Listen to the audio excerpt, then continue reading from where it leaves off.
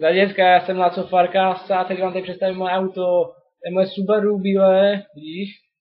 Já jsem udělal džouru a tak jsem tam tudy vlezl a všeho jsem se zmocnil. Tak a tady by mělo být nitro, je tam napsané a vidíš, já to mačkám si svědek a nic to nedělá. Tady s tím kroutit třeba ne, nic, nic a nic. Tak tady bydlím a jezdím tu všude po silnicích, tak co? Ahoj, já jsem XZBeat. Ahoj, mám pěknou čelenku, už jsi ji viděl? Zeptal se to pane, jestli chce koupit, za 15 korun dobrý. Ještě k tomu to prodám, 2 čelenky mám.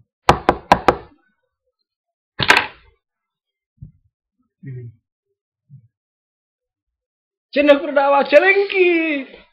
Jo, tak pojď je prodat tady do auta. Dám ti je všechny tam, položím ti je tam. Tak já ti to otevřu. Pytel plný věcí. Čelenky, víš? Hele, tady máme MP3, jaký si zamaneš, hele, jakou chceš pustit? Přiznej se, já ti pustím tuhle. Ten už, mámo, vypni to. Já to vypnu teda, ale nelíbilo se ti, já ti pustím, jakou chceš, jakou chceš? To je dobrá tady ta. Pěkně hnusná. Tak a teď si jdu domů. Mám za ty 2 čelenky, ale on o tom neví. Si myslíš, že jsem mu je prodal. Ahoj, všichni.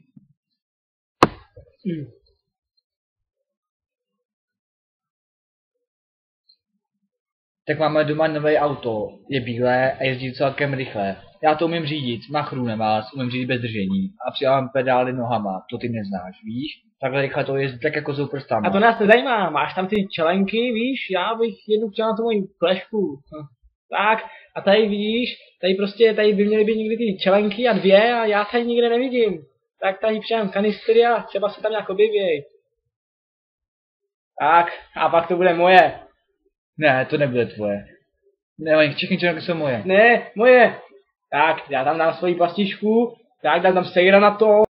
Tady je televize a najdeme přes satelit.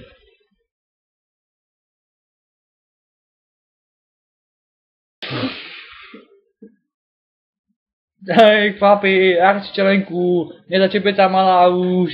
Je mi pěkně malá, uklik mi je pěkně malá čepica. Já chci větší, mámo, mám malou čepicu. Tak do pytel, ten dá do kufru. A to pak půjde rychle a nachytím nějaké čelenky. Hele, já chci čelenku, víš? Na hlavu. Ale, tak já tady zkusím nějakou najít. Jo, a teď dělám dokola, takhle, a pak tam strčím svoji flešku, a se naleští a budou tam mít jenom čelenku, že?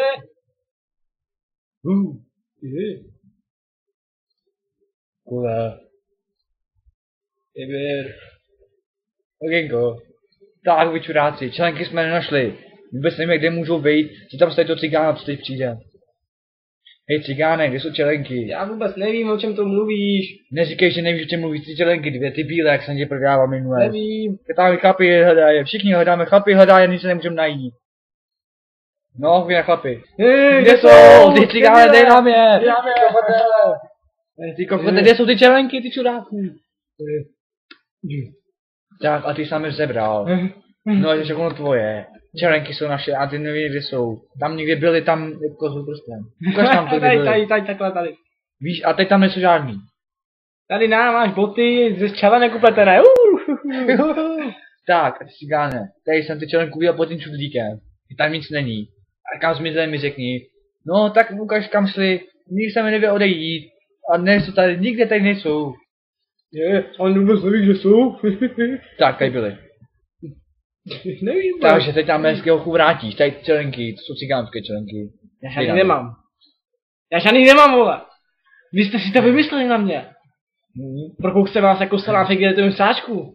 Hej, ty skytáš piču, jsi ránu. Tady byly čelenky. Nešaj mi na rameno, vole. Jsi špindíra. Prostě ne. Víte, že máš svoji čelenku, ne? A vy všichni máte svoje čelenky. A mě jste je ukradli a svádíte na mě samou špínu. A i tady byly čelenky, 2 schované. Tam bych je viděl samozřejmě, tam nebyly. Co jste si na mě vymysleli všechno, ty habaďůro. Když se nestydíš, tady to mám napsaný, že tam nebyly. No mě to nezajímá, na.